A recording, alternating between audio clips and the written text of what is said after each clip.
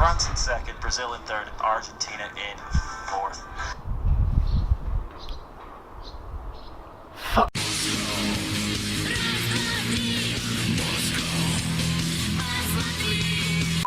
Hello and welcome back to the channel. We're outside today because it's 30 degrees in Northern Ireland, which never happens. So to hell with production values, I want to sit out in the garden, thank you very much. So much like a worker of the night, the group stages have come and gone, and we are left to pick up the remains and look at ourselves in the mirror and wonder what we've just done for the past couple of weeks. If there's one thing you can say about this World Cup, it's not been, well, it has been dull in instances, but it's not been without its fair share of surprises. So let's have a look at each of the groups, how they finished, and have a look at the knockout stage draw and see what that means in general. Multilingual, have some of that. We start in Group A with Uruguay and Russia progressing through the group, Saudi Arabia finishing in third, and Egypt finishing at the bottom of the group. After watching how both Uruguay and Russia played at this tournament thus far, they were the obvious choices to progress. It would just be who would finish first and second, even though I predicted Egypt to go through because I'm an idiot. Both sides looked fairly impressive. I mean, Uruguay didn't play the greatest football, but they went through the group unbeaten, which, you know, there's a lot to be said for that. Russia looked very impressive in the first two games and then came a cropper in the final game, but that was enough to get them through into the knockout stages. Egypt didn't show up. They've proved that they are a one-man team, and Mohamed Salah, as God love him, he scored a penalty, but you know, everyone's scoring penalties at this World Cup, so that's not really that much of an achievement. And Saudi Arabia, fair enough to them, they finished third in the group when everyone assumed they would finish rock bottom, like this guy. So they've proven a lot of people wrong, so fair play. Moving into Group B, Spain and Portugal advanced, but my god did they make a bit of an arse of it. Both Spain and Portugal advanced, both with 5 points, both with a +1 goal difference, and both with the exact same record, but I think Spain top on, I think it's the fair play thing in regards to bookings and yellows and reds and all of that sort of carry on. We did expect both of these sides to go through, and after their 3-3 thriller, there's alliteration for you, in their first game of the tournament, you'd say that they both deserve to go through, really, out of this group. Although, to be fair to Iran, they pushed them all the way, Iran finishing on 4 points, which was a bit of a strange one. No one really expected that, I would have thought. And Morocco finishing bottom on 1 point, perhaps unlucky considering that they possibly played the best football out of the 4 teams in this group, arguably, I'd say, because Portugal are incredibly dull, Spain have not got going, and Iran... And of course, Cristiano Ronaldo is putting himself right in the mix for the Golden Boot in this tournament. Will he get it? Let me know in the comments section below. Moving on to Group C with France and Denmark progressing, Peru and Australia unfortunately going home.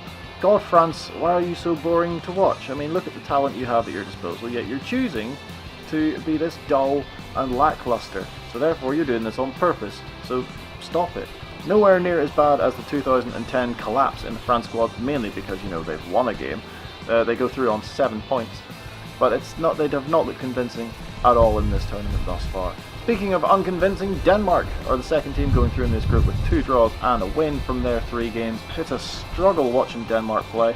Plus there's a little bit of resentment considering the fact that they absolutely battered the Republic of Ireland on their way to the World Cup. Michael is still seething.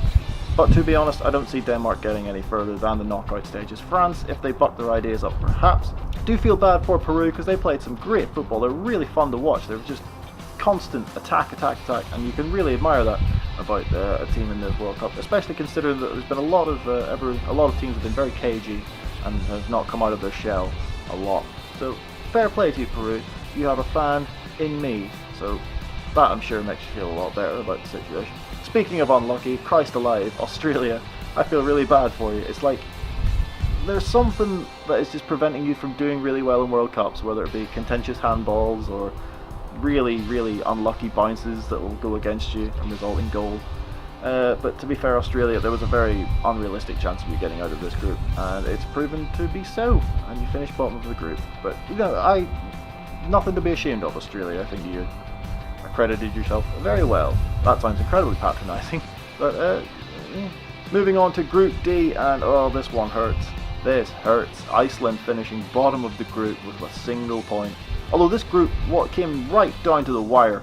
Although with the exception of Croatia, of course, they just absolutely bossed the group, went through unbeaten and looked thoroughly impressive in every single one of their games. Argentina have decided to make an arse of this tournament with their incredibly lackluster performances, especially against Croatia, but they absolutely deserved, there's a word that I'm looking for, to get absolutely hounded and pumped by the Croatian side in that game.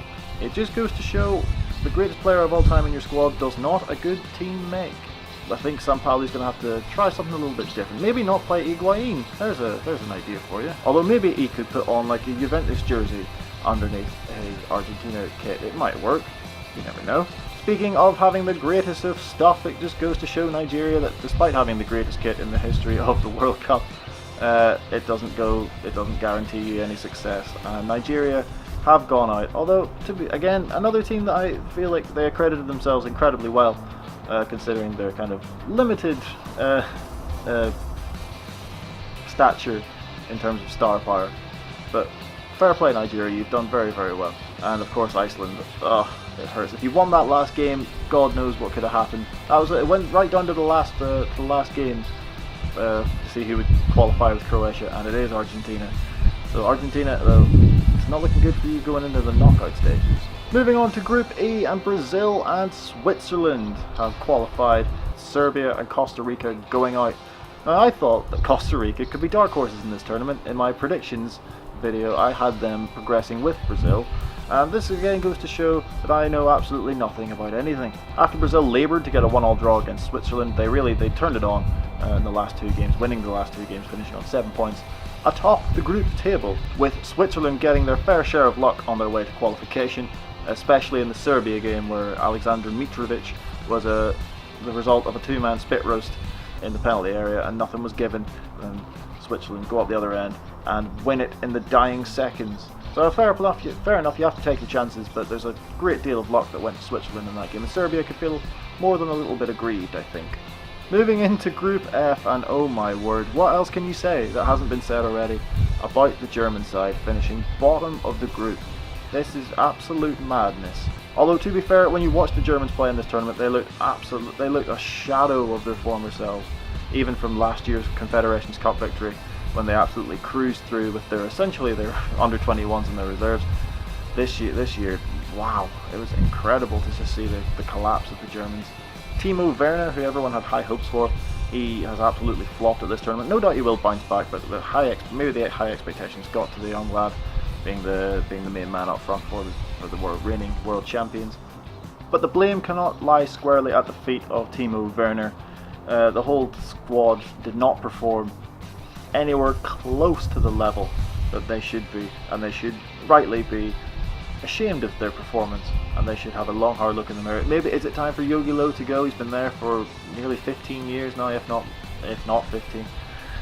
Maybe a change is required.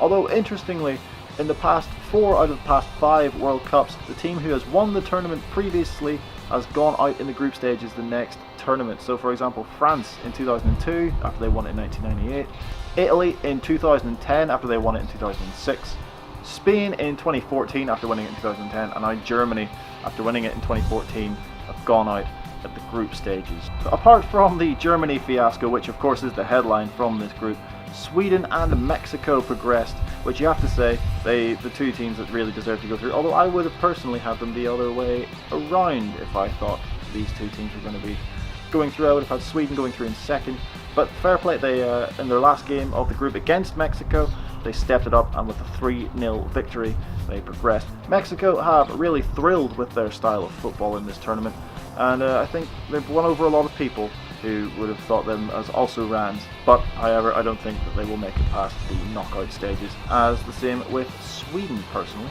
There was one other team in this group, South Korea, and to be honest their only real highlight was that third and final group game against Germany, but what a highlight to have on your CV as you leave the tournament in third in the group above the reigning world champions.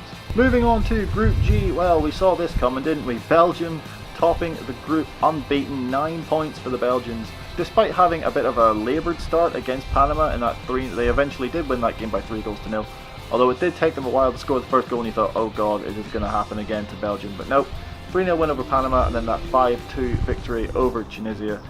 and then of course the 1-0 win over England, which after everybody made loads of changes, and apparently that means that, you know, that makes a difference to the result, and it doesn't mean anything if you make loads of changes.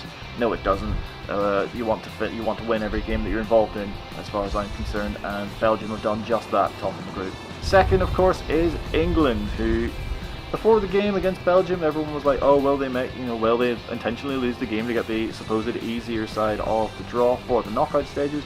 They did do that, whether it was whether they went out to do that or not, that's how it happened. And they do have the supposedly easier draw against Colombia, but I would say that Colombia are just as capable of knocking England out as anybody else on the supposedly harder side of the bracket. Tunisia finishing in third with 3 points, their only win of the tournament, coming against whipping boys of the group Panama, who suffered a humiliating defeat against England, it has to be said, although they did score. And if I'm England, I'm questioning how Panama were able to score past you. But fair play to Panama. I think everyone wanted them to do well. They scored 2 goals at the World Cup, in their very first World Cup. So I think that's fair play, Panama. I think you've done a good thing. Although, despite the fact that you think that is a reasonable form of a tackle. Speaking of Colombia, we go into the final group, Group H, which has arguably the most controversy about it. Nothing controversial about Colombia, though. They absolutely deserve to top the group with the style of football that they play.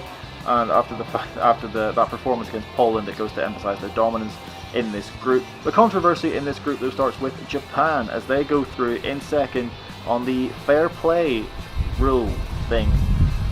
They finished on the same points and the same goal difference as Senegal, who finished in third, although Japan had a better disciplinary record, and in their final game they just knocked the ball about for 15 minutes along the back four, as you would do if you were playing FIFA online and you don't want to lose.